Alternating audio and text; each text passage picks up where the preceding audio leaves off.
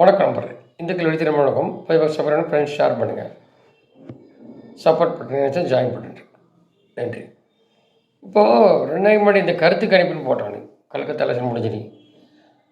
அது கருத்து கணிப்பாக திணிப்பாக தெரில. அதுக்கு ஒரு பல்லாயிரம் கோடி காசு வாங்கி பண்ணாங்களா இப்படி இருக்குது. இல்லை இந்த குடும்பத்தை திருப்தி பண்ணுறதுக்காக பண்ணாங்களா? அது எத்தனை நாளைக்கு ஒரு 4 நாள் எலெக்ஷன் ரிசல்ட் வரப்போ தெரிய போகுது. பூரா 4 பேர் சொன்னான். ஆக்சுவலாக மற்ற ஸ்டேட்டுக்கெலாம் கட்ட சொல்கிறேன். இங்கே மட்டும் அந்த மாதிரி பண்ணுறான். எந்த கட்சிக்கு விடுங்க, இப்படி விடுங்க. ஆட்சியில் இந்த லட்சணம் தெரியும். சிறுமியிலேருந்து சின்ன 2.5 வயசு குழந்தையிலேருந்து யூனிவர்சிட்டி முடியும் என்ன பண்ணானுங்க ஒரு ட்ராக்கு. இந்த படிக்கிற பசங்களுக்கு என்ன மித்து அந்த மாதிரிலாம் என்னென்ன பண்ணாங்க. லேண்ட் கிராப்பிங் அந்த மாதிரி எவ்வளோ பண்ணான். ஒரு ரவுடி தான் மந்திரியாக விடுங்க. இதில் தங்கத்தை உருக்குற பேருடைய கோயில் நகை நிறைய இந்த மாதிரி சொல்லிகிட்டே போகலாம், அடுக்கிட்டே போகலாம். தெரிஞ்சதான். இப்படி இருக்கும்போது விரட்டினானுங்க. மந்திரி பூரா அங்கே போய் நிற்க மாட்டேன்னு நின்ன மந்திரிலாம் விரட்டுறாங்க பார்த்துருப்போம். முஸ்லீம் உட்பட மைனாரிட்டி உட்பட எல்லாம் விரட்டுறாங்க தர மாட்டாங்க. இதுதான் காலம். அப்போ ஆராய்ச்சி சொல்லவும் நிறைய பேர் கொடுத்துருந்தாங்க பார்த்துருப்பீங்க. இடையில விஜய்க்கு ஓட்டிருக்கான உங்களுக்கு செகண்ட் பொசிஷன்லாம் வராமல் எப்படி முதல் வர முடியும்? அவன் மொத்த மேட்ரிக்ஸ் 120 வரும் விஜய்னு. ஒரு லாஜிக்கே இல்லாமல் சொல்கிறது. எப்படி ஒரு ஓட்டு போட்டிருக்கட்டும். முதலாவது பசங்க கேட்குறது பெட்ரோல் ஆமாம் போட்டேன்னு தான் சொல்லுவாங்க. 2 பேர் போட்டிருக்க 4 பேர் ஆமாம் பையன் திருப்திக்காக போட்டேன்னு சொல்லுவாங்க. அவங்களுக்கு தெரியாதா? அரசு ஊழியர்லாம் எங்கே இவங்க சொன்னதை ஒன்றும் செய்யலை எங்கே போட்டிருப்பாங்க உங்களுக்கே தெரியும். அப்படி தான் புது பென்ஷன் ஸ்கீம் ஆகிறவங்க அவங்களுக்கு சொன்னது செய்யலை. பழைய ஓல்டு ரிட்டையர் ஆகிறவங்களுக்கு விடுங்க. புது பென்ஷன் ஸ்கீம் வரவங்களுக்கு தெரியும். இவங்க ஒன்றும் செய்யலை, சும்மா ஏதோ அம்பக் பண்ணி ஏதோ ஒரு வெளியிட்டு க்ளோஸ் பண்ணிட்டாரு. இப்படி நிறைய அதிருப்தி நர்ஸ்லேருந்து உட்பட சத்துணவு, அப்புறம் இந்த துப்புரவு பணியாளர் உட்பட எல்லாமே தெரிஞ்சது தானே, எதுவும் பாக்கி இல்லை. ஒரு பக்கம் அட்டகாசம், ஒரு பக்கம் ஒன்றும் செய்யலை. ஒரு ரூபாய் இப்படிப்பட்டு எப்படா ஓட்டு வரும்? அவங்க போகிற பார்த்தா விவசாயிக்கு ஒன்றும் செய்யலை, எடப்பாடி பரவாயில்ல சொல்லி அங்கே சொல்கிறோம். இதெல்லாம் சொன்னது நாங்கள். ஆனால் டிஎம்கே தான் போட போகிறோம், ஏடிஎம்கேன்னு இப்படிலாம் சொன்னாங்க. அண்ணாமலைவர் பிரச்சாரம் பண்ணார். சீட்டு தராட்டி பண்ணியிருக்காரு. இனி அடுத்து மந்திரி தருவாங்க, அது வருஷம் இல்லாட்டி நயனாரை கழட்டிட்டு தலைவர் ஆக்குவாங்க. அவங்களுக்கு இப்போ கிளியராக தெரியும் என்னன்றது.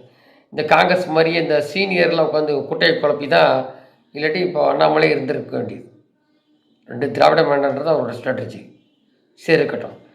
இப்படிப்பட்ட இடத்துல இந்த விஜய்னால் ஒன்றும் அப்படியே அள்ளி தெளிச்சிட்டு ஒன்றும் வரத்துக்கு இல்லை. நீ பக்கத்தான் போகிறீங்க 4ஆம் தேதி. இது செட்டப் பண்ணுது ஒரு 4-5 டிவிக்கு, இந்தியா டுடே உட்பட.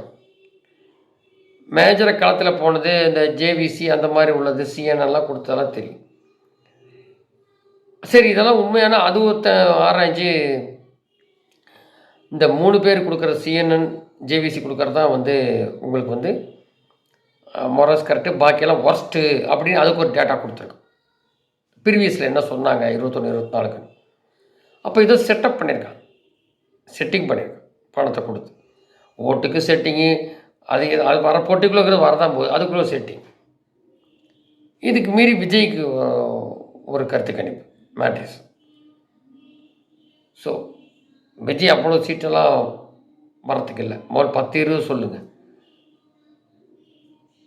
ஆனால் மெஜாரிட்டி அப்படி என்ன ஆகுதுனாக்கா, இப்போ டம்பிங்காக வர வேண்டிய என்டிஏ ஒருவேளை கூட்டணியோடு தான் எடப்பாடி உட்கார்ற மாதிரி வரும். அந்த மாதிரி தான் வரும். உங்களுக்கு 10-20 சீட்டு விஜய் எடுத்தால் கூட, விஜய் அப்படியே இருந்தாலும் தேவைப்பட்டான் 9 எடுக்கிறதுலையோ 20 சீட்டு அது ஜாஸ்தி. அப்படிப்பட்ட டிஎம்கேட்ட போய் சேரப்பாடு தீய சக்தின்னு சொல்லிட்டு இங்கே சேரும். இன்னொன்று இருக்குது, இங்கே சேர்ந்தாலும் கட்சியை காமாற்றலாம். ஒன்றும் சீட்டே வரலாம் வச்சுக்கோங்க. நாளைக்கு வெறும் இந்த டிஎம்கே இருந்தால் சரி, டிஎம்கே சீட்டு வராமல் இருக்கணும்.